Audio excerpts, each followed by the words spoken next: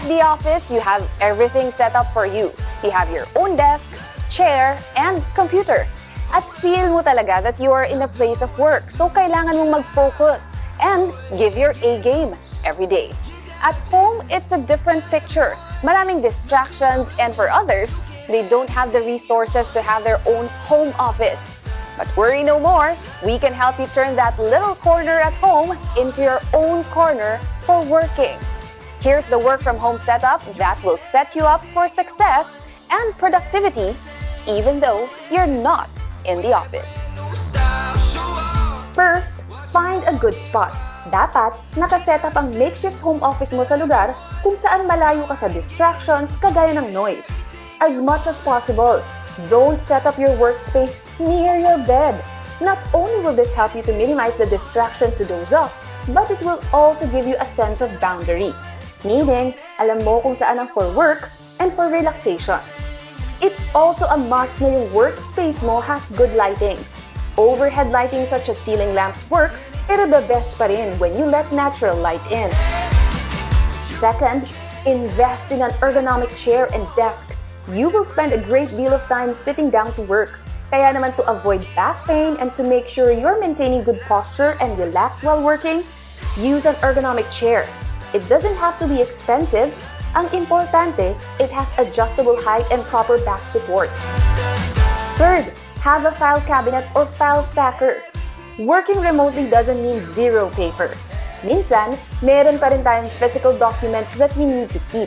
And what better way to safe keep important documents than to have a file stacker or file cabinet? These tips are not only for those who are working from home but also for students taking online classes. Tandaan, when you prep yourself, you also set yourself up for success.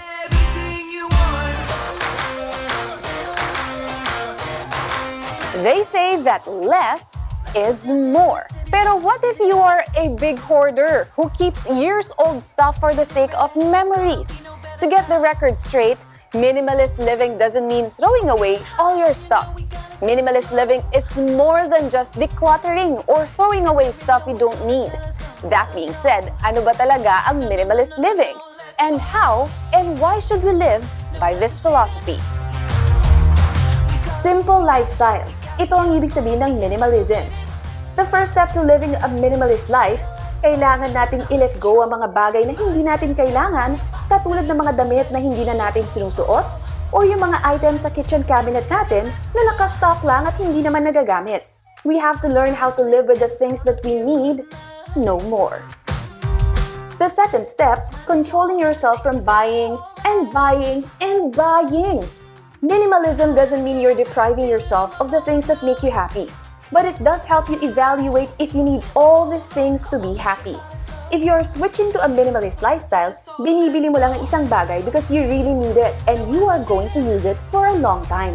Makakatipid ka pa. The third step, aim for a quiet, calm life.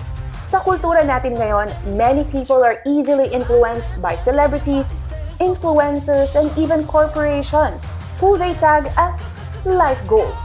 Pero if you are living minimally, hindi ka matutukso na makiuso at makisabay sa trend. Hindi mo maiisip na bilhin ang isang bagay just because in-endorse ito ng isang celebrity. You will consume less. Because of this, you will also spend less. In other words, you're not going to be wrapped up in the consumerist culture. When we picture a minimalist lifestyle, it shouldn't automatically be an image of white wallpaper and 3 pieces of furniture.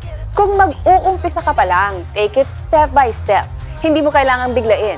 It's a long process because you're not only decluttering your room or house, you're also trying to change your mindset and philosophy to free yourself from distractions. Maraming paraan to improve our lives, not only by dressing up to feel more confident, but also career-wise and health-wise.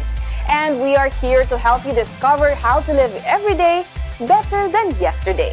I am Nicolette Henson-Hizon. Join us daily here and on our official Facebook account, CLTV36, and YouTube account, CLTV36 Official, as we give you tips to live every day beyond style.